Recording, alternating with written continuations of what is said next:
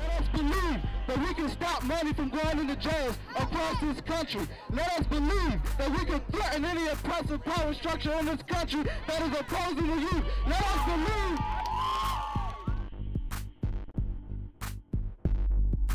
You know, there was a time when people thought there would be no way that Jim Crow could ever be brought to its knees. But a major social movement did arise that managed to do precisely that.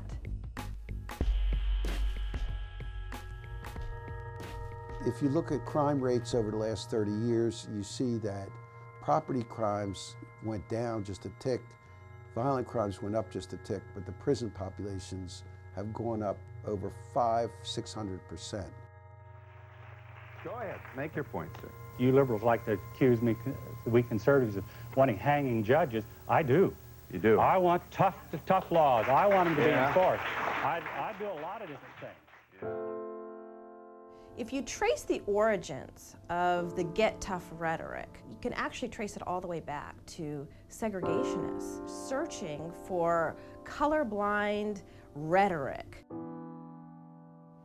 And then on the left side of the wall, on the floor, that's where the blue boat is sitting at for the third party to lay down. As the inmate population began to grow and escalate, you know, we started double and triple selling. In fact, I had one of my commissioners said to me that there's not a flat surface out here that we don't have somebody sleeping on. Look at the role that prisons play in society and ask, what are they doing? Generally, 2/3 recidivate of the average inmate. Why is that the case? Is that what we want? People to go in prison, become more violent, come out, commit more crime. Back in the 1950s, factories were typically located in those urban communities, so those businesses would have quick access to cheap labor. Today, those factories are gone. My family wanted to visit me when I was incarcerated, but me, myself, I didn't want them to. Yeah. So I just told them to stay home, maintain their regular lives. I don't want to be a burden on nobody else. You know, my situations, my mistakes. The Philadelphia prisons turns out to be an institution that reaches almost every neighborhood and every family. It shouldn't be like that. And why is that? Well, since we've relied so much on a punitive response to social problems, people go to prison, and guess what? Now they're back. They're back in the same communities, only it's a worse time. Sentencing Project in Washington, D.C. has done a number of studies. 1 in 4 African Americans in their 20s are subject to some kind of supervision from the criminal justice system. In fact, in the United States today, there are more African Americans under correctional control, in prison or jail, on probation or parole, than were enslaved in 1850, a decade before the Civil War began.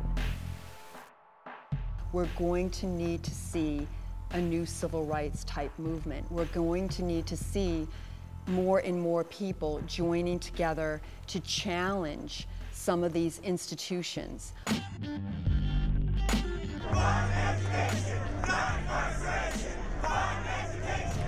Enough's enough. We know it's gonna be hard.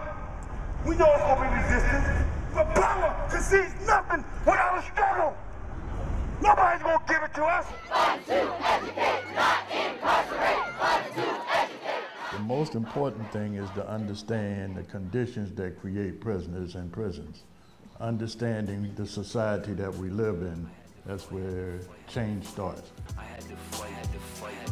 They say criminals should be locked in prison, but they living in a big house that's white. It's not right. We gotta fight. They don't lock up corporate criminals that ruin the planet. Jails filled with nonviolent offenders, and it's tragic. Where's the rehabilitation or correction or direction? It's corruption. They got gangs. They can stop the way it's run. Inmates coming out worse. They immersed in dysfunction. Gotta stop the profiting in prison, get driven and change this. Societal conditions cause inequality and robbery. Technology is something that's not distributed properly. It's packed with mostly blacks and Hispanics. It's riddled with a lot who got time that's innocent. I had to fight.